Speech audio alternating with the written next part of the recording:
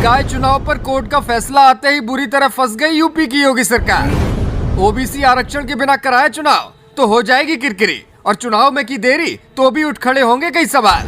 सपा हमलावर, सहयोगी भी बिफरे, सरकार को नहीं मिल रही कोई डगर। यूपी में अब क्या होगा?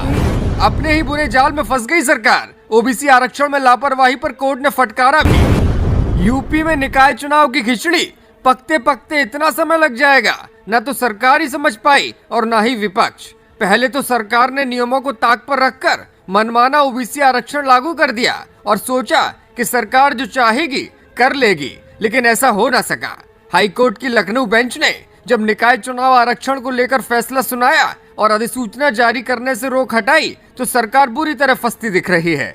योगी सरकार के लिए इधर खाई है उधर कुआं है, और ये हालात क्यों बन गए आपको पूरी डिटेल हम समझाएंगे। लेकिन पहले ये जानना जरूरी है कि सरकार के सहयोगियों का क्या रुख है और समाजवादी पार्टी ने कोर्ट के फैसले पर क्या प्रतिक्रिया दी है। यूपी सरकार में मंत्री और अपना दल एस के नेता आशीष पटेल ने कोर्ट का फैसला आते ही सरकार पर दबाव बनाना शुरू कर दिया।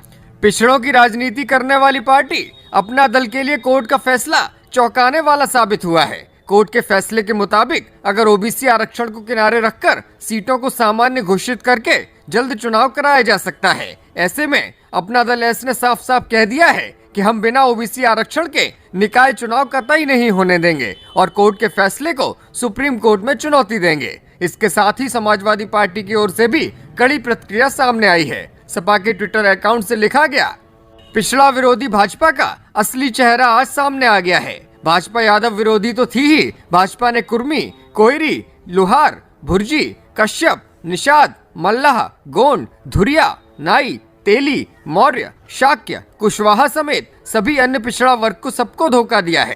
समस्त पिछड़ा वर्ग भाजपा की नीयत जान ले।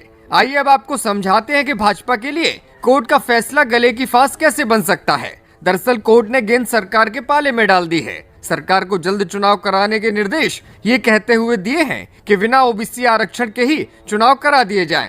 यानी कि सीधे शब्दों में कहें तो जिन सीटों को ओबीसी के लिए आरक्षित किया गया था उनको सामान्य घोषित कर दिया जाए। अगर सरकार ऐसा करती है तो सीधा सीधा संदेश ये जाएगा कि भाजपा और योगी सरकार पिछड़ों की विरोधी है और इसीलिए ओबीसी को बिना आरक्षण लाभ दिए चुनाव कराया जा रहा है। अगर सरकार दूसरा रास्ता अपनाती है और कमेटी गठित कर ओबीसी आरक्षण की ट्रिपल टेस्ट प्रक्रिया को पूरी करती है तो उसमें काफी वक्त लग जाएगा और मार्च अप्रैल से पहले चुनाव कराने की कोई संभावना नहीं बनेगी। ऐसा करने पर जल्द चुनाव कराने के आदेश पर सरकार फंस सकती है और साथ ही भाजपा के उन दावेदारों का दबाव पार्टी पर बढ़ जाएगा जो सामान्य वर्ग के हैं और टिकट मांग रहे हैं। अगर सरकार सुप्रीम कोर्ट भी जाती है तो भी इस फैसले में ज्यादा बदलाव की संभावना नहीं दिख रही। ऐसे में चुनाव और भी अधिक लटक सकता है। सरकार पर सीधा आरोप आएगा कि आप निकायों का कार्यकाल खत्म होने के बाद भी चुनाव क्यों नहीं करा रहे।